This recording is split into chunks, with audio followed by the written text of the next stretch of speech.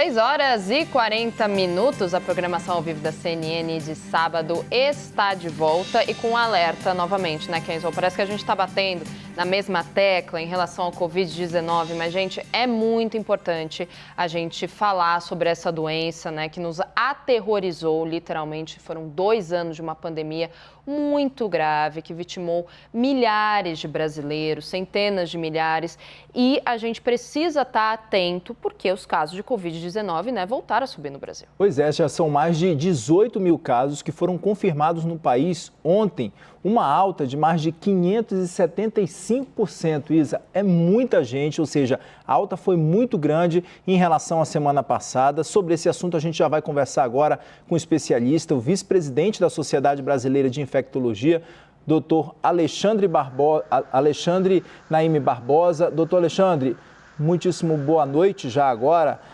Doutor, eu gostaria de começar essa entrevista, doutor, lhe perguntando em que momento da pandemia nós estamos vivendo agora com esse crescimento de casos da doença. Boa noite mais uma vez. Muito boa noite, Kenzo. Muito boa noite, Isa. Todo mundo está ligado na CNN. Na verdade, nós estamos vivendo uma situação em que a Covid-19 não é mais uma emergência em saúde pública, uma emergência nacional em saúde pública. Nós não temos um excesso de superlotação em termos de hospitalização, muito menos um excesso de óbito. Mas o SARS-CoV-2, o vírus que causa a Covid-19, continua circulando. Ele está circulando entre nós já praticamente, chegando agora em dezembro, janeiro, já há 3 anos. E vez por outra, ele acumula algumas mutações, o que é completamente normal na evolução dos vírus, o que a gente chama de variante, e é exatamente esse o ponto que nós estamos vivendo agora. Novas mutações se acumularam e uma subvariante da Ômicron, chamada BQ.1, está circulando em diversos estados brasileiros, e essa variante tem por característica maior transmissibilidade. É um vírus que consegue se ligar mais facilmente às células respiratórias do homem, do ser humano, e com isso facilita a transmissão. E é por isso que os casos estão em ascensão em todo o Brasil.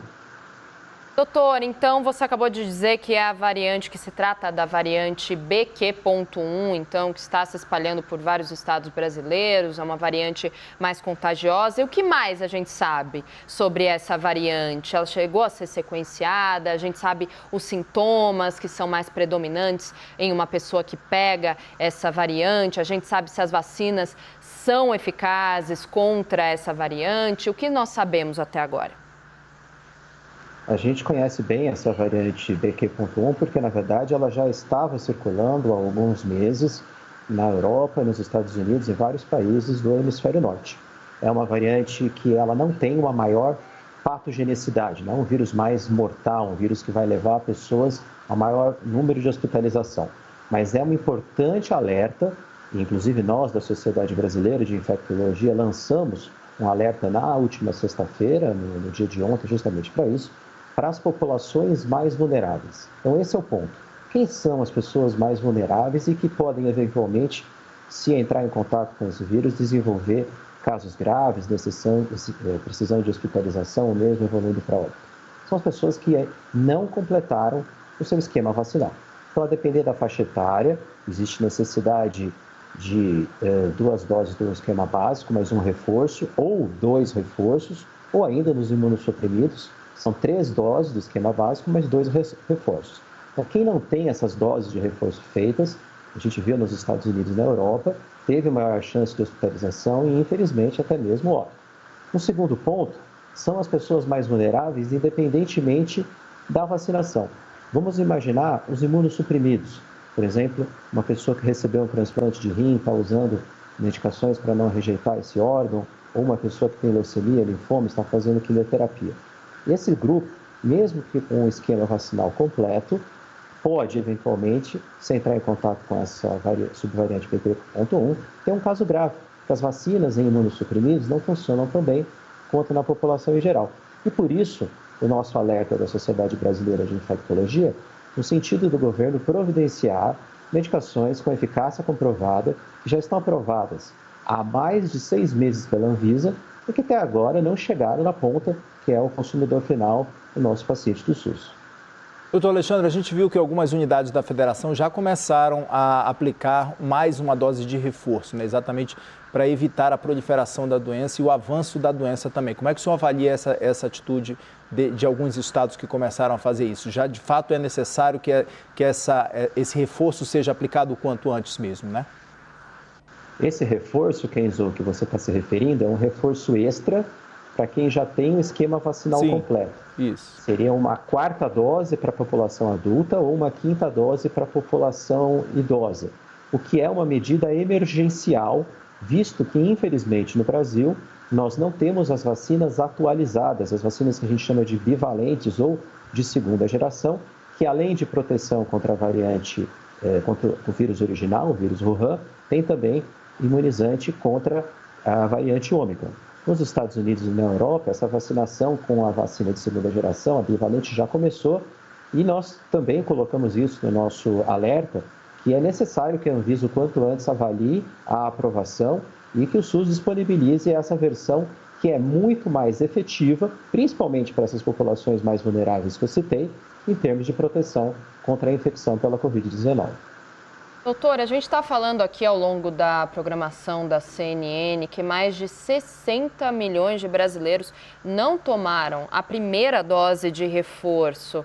Vocês, né, como Sociedade Brasileira de Infectologia, participantes dessa sociedade, o que vocês veem? Por que um número tão baixo em relação à vacinação no Brasil? A gente que sempre foi um exemplo para o mundo de imunização. Por que os brasileiros não estão indo se vacinar? Olha, Isa, você tocou num ponto essencial, mas também bastante sensível. E é justamente por isso que nós fizemos o alerta em relação à necessidade das pessoas procurarem essa dose de reforço. Um dos primeiros motivos é a falta de percepção de risco.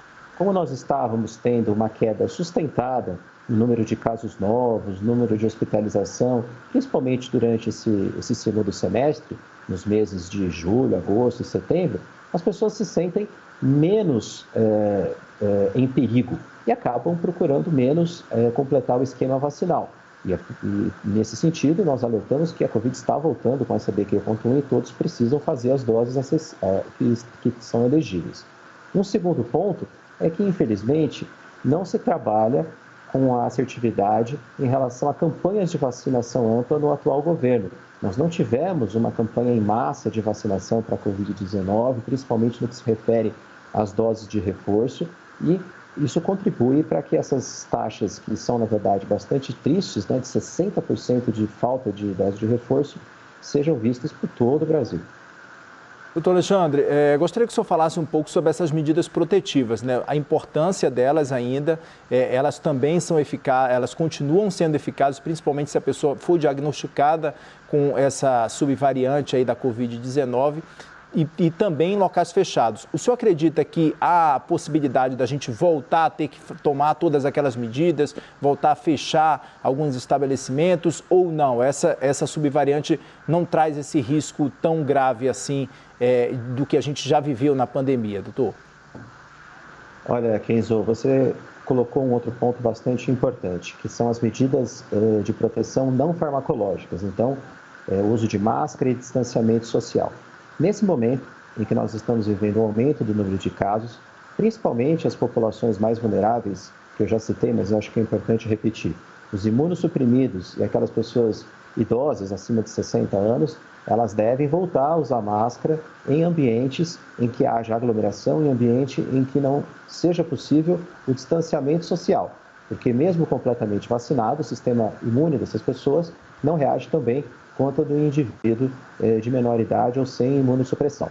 Então, esse é um ponto fundamental que deve ser olhado, a proteção individual, a análise de risco individual, e a depender do avançar dessa distribuição da subvariante BQ.1, se o número de casos começar a ficar muito alto, os governos estaduais vão ter que rever a questão de uso de máscara, por exemplo, em transporte público, em serviços em que haja grande aglomeração de pessoas. E um ponto fundamental, se você está sintomático, se você começa com tosse, com dor de garganta, com febre, com mal-estar, a primeira coisa é ser responsável, começar a usar máscara para evitar transmitir para outras pessoas e procurar o mais rápido possível o serviço médico, tanto público quanto privado, para que se faça o diagnóstico para saber se esses sintomas são de Covid-19 ou de uma outra infecção respiratória.